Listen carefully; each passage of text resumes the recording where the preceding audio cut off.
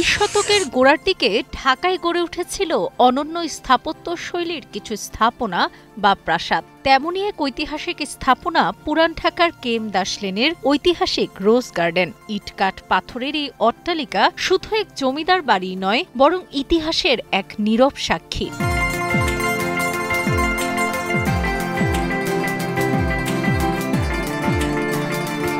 1930 সালের দিকে ব্যবসায়ী ঋষিকেশ দাস নির্মাণ করেন এই প্রাসাদ। তিনি ছিলেন ব্রিটিশ আমলের নব্য ধনী ব্যবসায়ী। কথিত আছে যে একবার তিনি জমিদার নরেন্দ্র নারায়ণ রায় চৌধুরীর বাগান বাড়ি বলধা গার্ডেনের এক জলসায় গিয়ে অপমানিত হয়ে ফিরে আসতে বাধ্য হয়েছিলেন।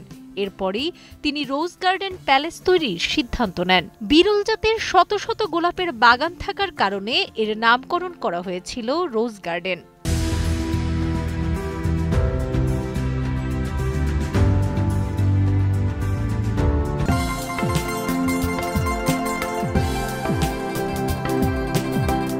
কালের পরিক্রমায় এই অট্টালিকা সাক্ষী থেকেছে বহু সামাজিক ও রাজনৈতিক ঘটনার। 1949 সালে এখানে অনুষ্ঠিত হয়েছিল এক ঐতিহাসিক সভা, যেখানে জন্ম নেয় পূর্ব পাকিস্তান আওয়ামী মুসলিম লীগ, যা পরবর্তীতে বাংলাদেশের স্বাধীনতার আন্দোলনে গুরুত্বপূর্ণ ভূমিকা রেখেছিল। ব্রিটিশ আমল থেকে পাকিস্তান পর্ব অসংখ্য জমকালো আসর, রাজনীতির উত্থান পতন আর সংস্কৃতির মিলন মেলা দেখেছে এই প্রাসাদ।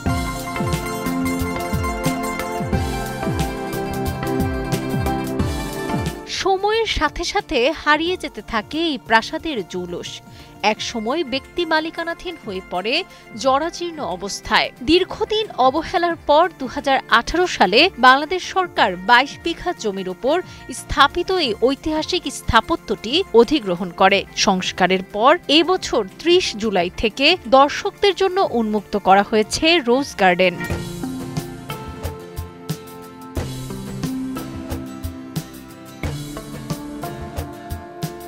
আগের সেই গোলাপের সুবাস না থাকলেও রোজ গার্ডেন এখনো বহন করে পুরান ঢাকার স্মৃতি, সংগ্রাম আর স্বপ্নের গল্প। মেহেদী হাসান কাউসারের পাঠানো তথ্যচিত্রে ডেস্ক রিপোর্ট, সাবরিনা কাজী, কালের কণ্ঠ।